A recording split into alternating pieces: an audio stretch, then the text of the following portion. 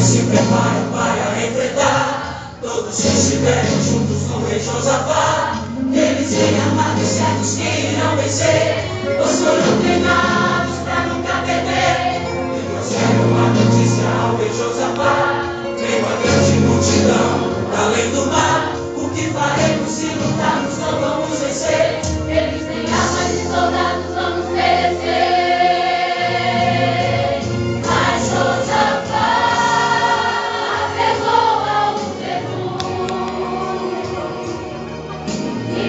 Ninguém deve até Deus nos responder. E de joelhos no meio da congregação, o rei Josafá começou a dizer: Ah, Senhor, Deus dos nossos pais, porventura não és tu Deus nos céus? Pois tu és dominador sobre todos os reinos da terra, e na tua mão há força e poder.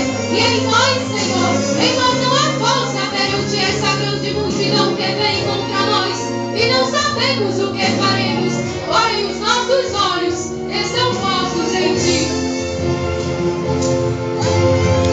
E depois que todo o povo começou a adorar, uma glória na congregação apareceu. Deslocou Jaziel e começou a usar: ouve todo lugar a voz de Deus. E disse Jaziel: dai ouvido a todo Judá, e vós, moradores de Jerusalém, e tu, ó rei Josafá, assim diz o Senhor: não temais, nem vos assusteis por causa desta grande multidão, porque a peleja não é vossa, senão de Deus. Nesta peleja não tereis que pelejar. Parai, está em pé, e veja a salvação do Senhor para convosco. E o próprio Deus determinou: manda chamar os cantores que vão na frente pra louvar.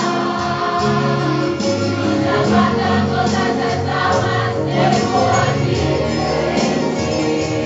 O nosso trabalho hoje é adorar. Enquanto louvavam, Deus fez emboscadas contra os inimigos. Enquanto louvava, não livrava o povo do perigo. Enquanto louvavam, Deus fez o exército se autodestruir. E que coisa linda quando Todo-Poderoso começa a vir. Era o povo louvando, vidas guerreando, Josafá vencendo, o povo triunfando, e os inimigos todos confundidos começam a descer. Não tem moabitas, não tem amonitas, não tem quem resista, não tem quem persista. Jeová na guerra, não tem quem impeça, você vai vencer. Você vai vencer, você vai vencer. Deus está na guerra, você vai vencer.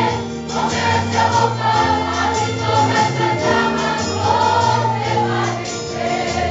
Não tem moabitas, não tem amonitas, não tem quem resista, não tem quem persista.